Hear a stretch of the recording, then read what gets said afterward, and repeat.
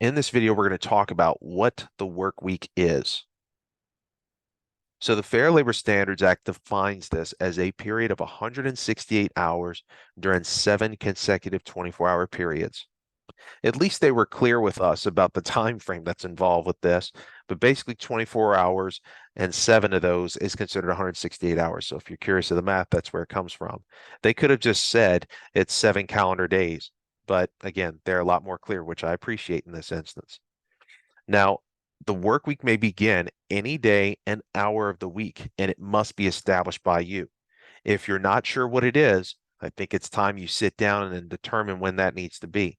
If your work week begins on a Monday, that means it ends on the following Sunday. If your work week begins on a Wednesday, it ends the following week on Tuesday. So you just have to establish when that is and the time that it begins.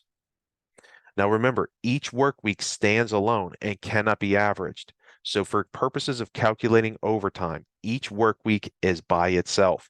So if I say that I'm calculating overtime on the basis of the work week beginning on Wednesday, that means Wednesday to Tuesday, every single solitary week, that is considered a single work week. And I'm going to calculate overtime for purposes of that time frame. So remember the 7-day rule. So whenever your work week begins, that is the period where you must start calculating hours for purposes of overtime calculations. So remember, it's 7 consecutive calendar days. Also, remember, it can begin the day and time you specify. If you want it to start at 5 a.m. on a Wednesday, you can do that. Now, here is something that's even more important. It must be consistent and cannot change constantly. And it can be different for different groups.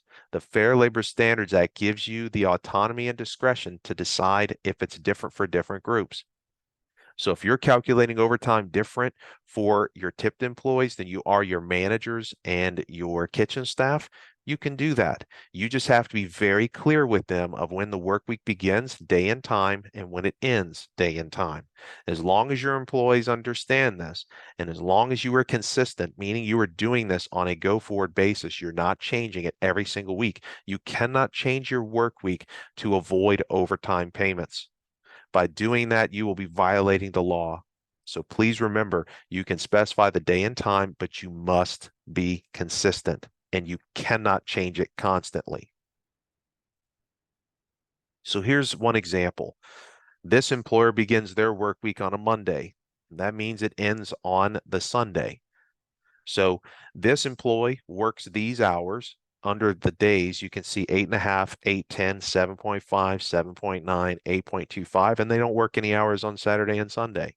So in other words, this employee worked 40.25 hours for that work week.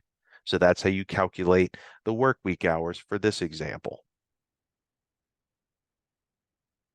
In the next example, this employer begins their work week on a Wednesday and then ends on the following Tuesday.